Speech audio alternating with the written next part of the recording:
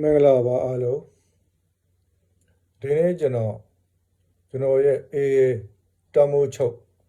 ဘိုလ်ချုပ်တွန်းမြတ်နိုင်ကိုအရေးကြီးတဲ့စကားတွေနဲ့ပါလိုက်ချက်တယ်ကဲဦးစွာဘိုလ်ချုပ်တာလီစွာပါလို့ပဲနှုတ်ကိုဆက်လိုပါတယ်ကဲဘိုလ်ချုပ်ကျမချမ်းသာပါစေလို့လည်းပဲကျွန်တော်စွန့်ဝင်ကောင်းတောက်ပါတယ်ကဲကျွန်တော်ဒီနေ့ပြောချင်တဲ့အရာကတော့ဘိုလ်ချုပ်ပြီးခဲ့တဲ့ဒီအင်တာဗျူးတစ်ခုမှာဘိုလ်ချုပ်ကနေပြီးတော့ပြောရတာရှိတယ်ဘာလဲဆိုတော့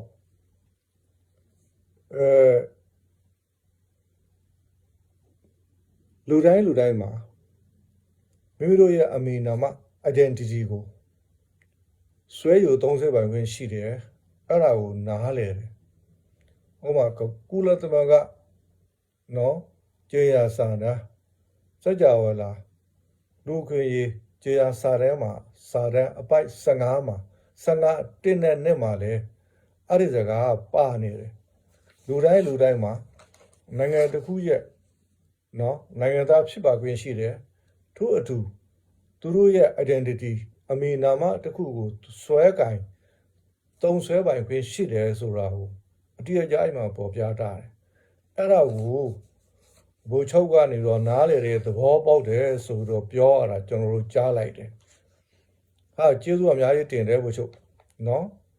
အဲ့တော့ဒီဥစ္စာဘိုလ်ချုပ်အနေနဲ့အဲ့ဒါလို့နားလေသဘောပေါက်တယ်လို့ဆိုမှဖြစ်တော့ကျွန်တော်တို့အတူချင်းတွဲနေတိုင်ရေးဆိုတဲ့အချက်ကတဝက်လောက်ခရီးရောက်သွားပြီလေအဲ့ဒါတဝက်လောက်ကိုခရီးရောက်သွားပြီကျွန်တော်တို့ဘာမှအဲ့ဒါတွဲကိုပြဿနာတက်ကြရအကြောင်းကိုမရှိဘူးဖြစ်နေတယ်နော်အေးကျေးဇူးပါအဲ့ဘိုလ်ချုပ်ရဲ့အမျိုးအမြင်ကြီးမားမှုအတွက်လည်း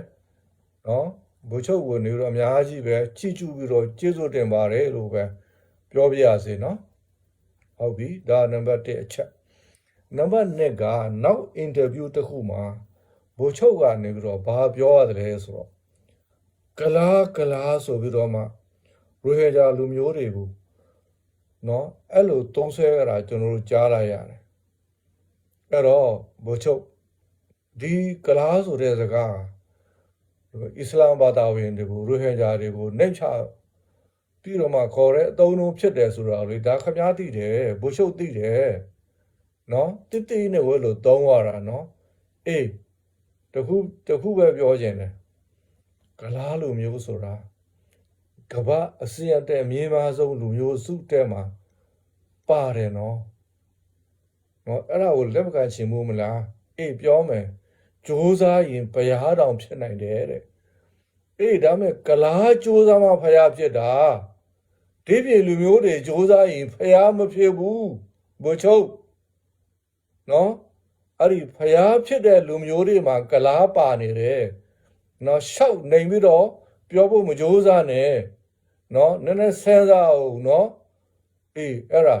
ဒါမဲ့ဘိုလ်ချုပ်ပြောလိုက်တော့ဘိုလ်ချုပ်ဘယ်လိုထင်လဲရိုဟင်ဂျာတွေတိတ်ကကြားမယ်ကလားလို့ပြောလိုက်ရင်အဲ့လိုထင်သလားတို့ကတိတ်ကမကြောက်ဘူးကြောက်တော့မနာဘူးအေးဒါမဲ့ခမားလို့ပုံကိုရဲ့ဗဇက်ထဲကနေအဲ့လိုရုပ်ရတဲ့စကလုံးတွေထွက်လာတော့ခမားတိတ်ကကြတာပေါ့နော်ခမားလို့လူတယောက်အဲ့လိုသုံးလုံးလိုက်ရင်တော့ခမားတိတ်ကကြတာပေါ့ဗျာအေးကိုတိတ်ကကြမ်းမန်းကိုမသိဘူးဆိုရင်တော့ကိုလည်းမတတ်နိုင်တော့ဘူးဗျာကိုလည်းမတတ်နိုင်တော့မပြောတော့ဘူးနော်ဒါဘိုလ်ချုပ်ရဲ့သဘောဖြစ်တယ်နောက်တတိယအချက်ဘိုလ်ချုပ်ပြောရတာရှိတယ်နော်ခင်ဗျားတို့ကိုကျွန်တော်တို့နိုင်ငံသားအဖြစ်လက်ခံဖို့ဝန်မလေးဘူးဒါပေမဲ့တမိုင်းကိုတော့မဟုတ်ကတမိုင်းကိုတော့လာမတင်ပြနဲ့ကျွန်တော်လက်မခံနိုင်ဘူးအဲ့လိုဘိုလ်ချုပ်ပြောတာရှိတယ်နော်ဟုတ်ပြီဘိုလ်ချုပ်နဲ့ကျွန်တော်သဘောတူလိုက်တယ်ဟုတ်ပြီကျွန်တော်တို့တမိုင်းကိုလှန်ကြမလို့တမိုင်းစီကျွန်တော်တို့မတော်ဘူးနော်မတော်ဘူးတမိုင်းစီကိုကျွန်တော်တို့ရိုဟင်ဂျာနဲ့ရခိုင်လူမျိုးတွေအထူးရှင်တွေနေတိုင်ဖို့အတွက်ကို တမိုင်းစာမျက်နှာတွေကိုလှမ်းစရာမလိုဘူးโอเคတမိုင်းကိုလေ့လာခြင်းနော်သဘောကအတိတ်ကာလမှာကျိုးလွန်ခဲ့တဲ့မှားတွေကိုပြန်မကျိုးလွန်ဖို့ repeat မလုပ်ဖို့အတွက်သင်ခန်းစာယူဖို့အတွက်ပဲတမိုင်းကိုလေ့လာရတာတမိုင်းကိုလေ့လာပြီးတော့ဂလေစားရှေဖို့မဟုတ်အချင်းချင်းသူ့ငါတတ်တယ်ငါ့ကိုသူတတ်တယ်နော်အင်္ဂလိပ်ခေတ်တုန်းက1942ခုနှစ်တုန်းကကလားတွေကရခိုင်ကိုတတ်တယ်ရခိုင်တွေကကလားကိုတတ်တယ်စသဖြင့်ဆိုပြီးတော့မှတမိုင်းကိုလေ့လာပြီးတော့မှဂလေစားချေဖို့မဟုတ်ဘူးအရင်ကဖြစ်ခဲ့တဲ့နော်အာနိထာယုံတွေကိုနော်တာဝကတရားရတရိယပြီးတော့မှအဲ့ဒီလိုပုံမျိုးတွေထက်မဖြစ်အောင်ကိုစ조사မယ်ဆိုတဲ့ပုံစံမျိုးနဲ့တမိုင်းကိုလေ့လာရတာအခုရခိုင်ပြည်နယ်မှာရှိတဲ့တချို့တမိုင်းဆရာတွေတမိုင်းလိန်ဆရာပေါ့ဗျာရှင်းရှင်းပြောရင်နော်တမိုင်းကိုသူထင်သလိုရေးရခိုင်စာတမိုင်းဆရာတွေသူထင်သလိုသူမြင်သလိုသူဖြစ်ရှင်သလိုရေးမဟုတ်ကတော့နောက်တော့ဒီလူမျိုးချင်းချင်းကြားမှာပြဿနာတွေဖြစ်အောင်ဖန်တီး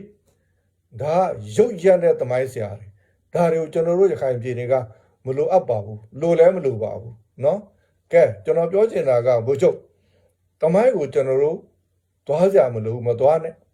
အေးတမိုင်းမှာဖြစ်ခဲ့တဲ့ဟာကိုနောက်တဲ့မဖြစ်အောင်ပဲကျွန်တော်တို့စူးစမ်းမယ်โอเคလက်ရှိအနေအထားကိုစဉ်းစားရင်နော်တမိုင်းကိုခဏပေးပေတာကျွန်တော်တို့ရိုဟင်ဂျာလူမျိုးတွေဒီရခိုင်ပြည်နယ်အတွင်းမှာတိတ်နဲ့တန်းနဲ့ရှိပြီးတော့ရှိနေတော့ပဲရှိနေတဲ့လက်ရှိအနေအထားမှာအဲ့ဒါပဂရိအမှန်တရားဖြစ်တယ်နံပါတ်1ကျွန်တော်တို့ကအဲ့ဒီရခိုင်ဒေသမှာကာလရှည်စွာကလေးကနော်အဲ့ဒီတရားတွေမှာတစုတစဲတဲ့ကိုဘာသာစကားကိုစာပေကိုယဉ်ကျေးမှုနော်ကိုဘာသာနဲ့ကျွန်တော်တို့အတိအကျနေထိုင်လာခဲ့တဲ့လူမျိုးစုဖြစ်တယ်ဒါအမှန်တရားပဂတိအမှန်တရားနော်နောက်ပြီးတော့ကျွန်တော်တို့ဒီရိုဟင်ဂျာလူမျိုးတွေဟာကမ္ဘာကုလသမဂ္ဂပရိယံစာချုပ်အပိုင်နံပါတ်15အရက်ကျွန်တော်တို့ကနေပြီးတော့နိုင်ငံတကူရဲ့နိုင်ငံသားဖြစ်ပိုင်ခွင့်နိုင်ငံသားအဖြစ်ကိုခံစားပိုင်ခွင့်အပြည့်အဝရှိတယ်နော်ဒီဒါဒီလဲပဂတိအမှန်တရားဒါဆိုဘုချုပ်ဒီသုံးချက်ကိုကြည့်ပြီးတော့ကျွန်တော်တို့ရဲ့နော်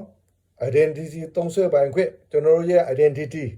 ရိုဟင်ဂျာဆိုတဲ့အမည်နာမကိုလက်ကင်သုံးဆွဲပိုင်ခွင့်ရခိုင်ဒေသမှာရခိုင်နိုင်ငံတော်ဖြစ်ရခိုင်ဒေသဖြစ်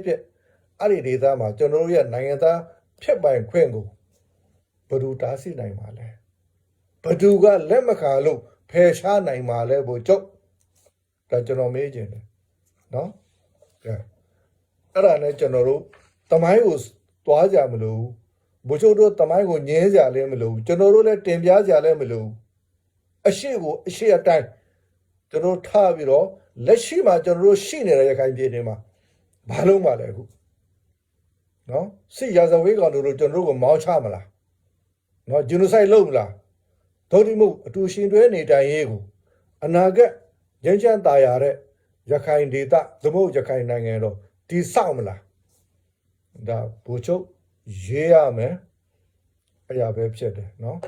ကဲအခုလောလောဆယ်ဘို့ချုပ်တို့လုပ်နေတဲ့ဟာကိုနော်တချို့အလုပ်တွေကိုရပ်တန်းဖို့လိုလိမ့်မယ်အဲ့ဒါကျွန်တော်ပြောရမယ်နံပါတ်1နေရင်ပဲနှိမ့်ဆက်တပ်ပြမှုမရင်းချင်းမှုနော်နောက်ပြီးတော့စစ်ကြေးတွေကောက်မှုဒါကိုခင်ဗျားတို့ရပ်တန်းရမယ်အေးကအဲ့မှာလှုပ်ဆောင်နေတယ်ကျွန်တော်ဆိုလိုချင်တာကအေးတခုလုံးကလှုပ်တာမဟုတ်ဘူးအေးရဲ့အေးလက်အောက်အဖွဲ့အစည်းအချို့ကနေပြီးတော့နော်ပုံကိုအချို့ကအဲ့ဒါကိုလှုပ်နေတယ်နေရာအချို့မှာအဲ့ဒါကိုရပ်တန်းကရရမှာနံပါတ်1အဲ့ဒီဒေသမှာလက်ရှိကျန်နေသေးတဲ့ရိုဟင်ဂျာလူမျိုးတွေကို နော်မိမိတို့ရွာတွေစီကအတင်းအဓမ္မမောင်းချပြီးတော့မှနောက်တစ်ရွာကိုအတင်းအဓမ္မရွှေ့ပြောင်းနေတယ်အဲ့ဒါကိုလည်းနော်ရတန်းကရပ်ပေးမှာနောက်တစ်ခုကအစိုးဆုံးကမလေးအဲ့ဒီရှိနေတဲ့လူတွေကိုအကားကျင်းငွေအမြောင်းများတွေယူပြီးတော့ဆက်လေနဲ့နော်ရေချောင်းကနေတစ်စင်မလေးရှားအင်ဒိုနီးရှားစတဲ့နိုင်ငံစီကိုလူကုန်ကူးတင်ပို့နေတယ်ပို့ဆောင်နေတယ်သဘောကအဲ့ဒီကိုပြည်တွေကလူတွေကိုနိုင်ငံခြားကိုတင်ပို့တာဒီethnic cleansing ရဲ့အစိပ်အပိုင်းတူဖြတ်တယ်ဆိုတာဘို့ချုပ်နားလေတယ်ဘို့ချုပ်တို့ကနေပြီးတော့ဝိရှောင်လုပ်တာနော်အဲ့ဒီဒေသကလူတွေကိုမောင်းချပြီးတော့မှတနည်းတစ်ပုံနေရာကိုခင်ဗျားတို့လိုချင်တာလူတွေကိုခင်ဗျားတို့မောင်းချပြီးတော့မှ ethnic cleansing လုပ်နေတာ ਨੇ အတူတူပဲနော်အဲ့ဒါကိုရတန်းကရပ်ပေးပါနောက်နံပါတ်နောက်ဆုံးအချက်ကအဲ့ဒီမှာခင်ဗျားတို့အခုရှိနေတဲ့ရိုဟင်ဂျာအဲ့ဒါလူမျိုးတွေကိုခင်ဗျားတို့ကနေပြီးတော့ကိုရင်တရောင်နော်အဲ့ဒီအေးစစ်သားတွေကနေပြီးတော့ရိုဟင်ဂျာကလေးတွေကိုရိုဟင်ဂျာလူကြီးတွေကိုနော်ငုတ်ပိုးပြီးတော့မှ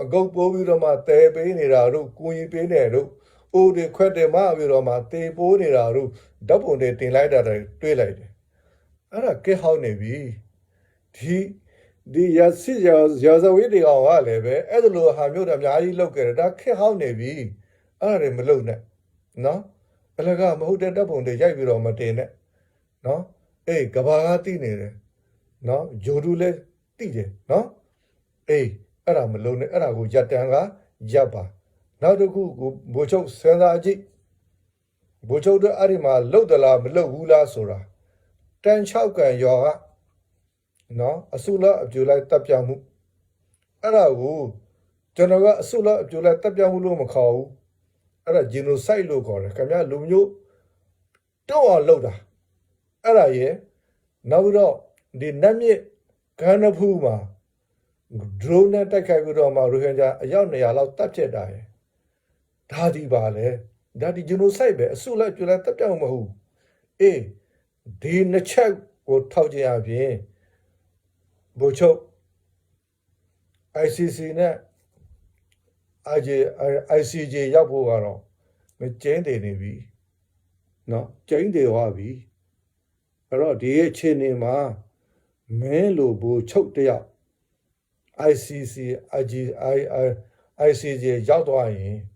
မင်းတို့ရဲ့အာရကအိမ်မက်တော်ရခိုင်အိမ်မက်ဘယ်ပြောင်းသွားမလဲမစစားကြည့်အားလုံးနာတယ်ဒိုးလဲနာတယ်ချုပ်ဒိုးလဲနာတယ်ရခိုင်တွေလဲနာတယ်မဲလဲနာတယ်အဲကြောင့်ပြောတာဒါတွေကိုရက်တန်းကရပ်ပါနော်လူသူလူသဘောထားပြီးတော့စောစောကမင်းအင်တာဗျူးမှာပြောသွားတဲ့အတူရှင်တွဲနေတိုင်ရဲ့ကိုကြိုးစားရအောင်နော်ဒီအပိုင်းမှာကျွန်တော်ဒါပဲပြောချင်တယ်အေးအပိုင်းနှစ်မှာကျွန်တော်ဆက်ပြောမယ်ကဲဘုချုပ်ကျွန်မပါသေးချမ်းသာပါစေအားလုံးပဲကျေးဇူးတင်ပါတယ်